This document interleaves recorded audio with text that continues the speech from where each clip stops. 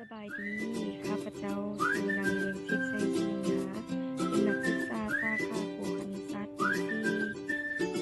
4มื้อนี้ข้าพเจ้ามีจุดประสงค์เพื่อพิสูจน์เนื้อที่ของรูปสี่แก่ซ่าเมื่อเฮามีรูปสี่แก่ซ่ารูปหนึ่งที่มีหลวงสูงมีหลวงกว้างเฮาวัดแค่ความกว้างและหลวงสูงด้วยอัตราส่วน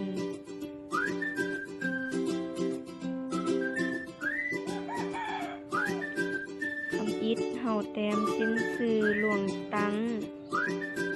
ซึ่งว่าระยะ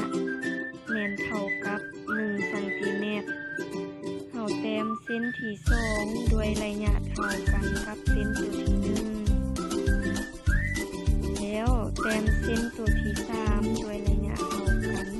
กับ2เส้นที่ผ่านมาต่อมาแม่นแต้มเส้นที่4ด้วยระยะเท่าเดิมก็คือเท่ากับ1 ซม. ขั้นตอนที่2แม่นเฮาแต้มเส้นสื่อในหลวงนอนแต่ละเส้นแม่นมีระยะเท่ากับ1 ซม. 2เฮาขีดเส้นสื่อในหลวงนอนทั้งหมดแม่น3เส้นด้วยระยะห่างเท่ากันรูปจัตุรัสแม่นเอิ้นว่า1 ตารางเมตรที่ใช้วัดแทกเนื้อที่ของรูปสี่แก่ซ่าซึ่งว่ารูปจัตุรัสแม่นจะมีหลวงกว้าง1 ซม. และหลวงสูง1 ซม.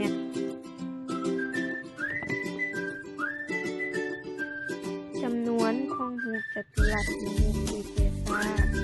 แม่นเอิ้นว่าเนื้อที่เฮามานับจำนวนของรูปจัตุรัสในรูปสี่แก่ซ่านำกันเลยว่าจะมีจักรูปที่ประกอบเข้ากันแล้วเป็นรูปสี่แก่ซ่า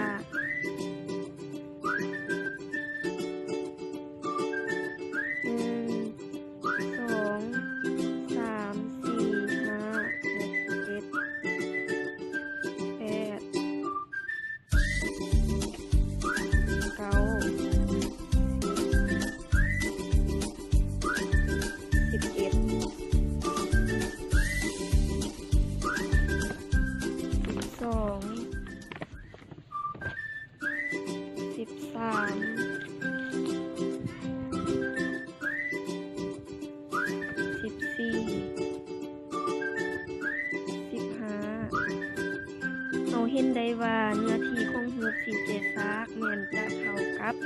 15 นิ้วหรือเท่ากับ15รูปของรูปจัตุรัสเนื้อที่ของรูปสี่แก่ซ่าแม่นเท่ากับจำนวนของรูปจัตุรัสถ้าบ่มีรูปจัตุรัส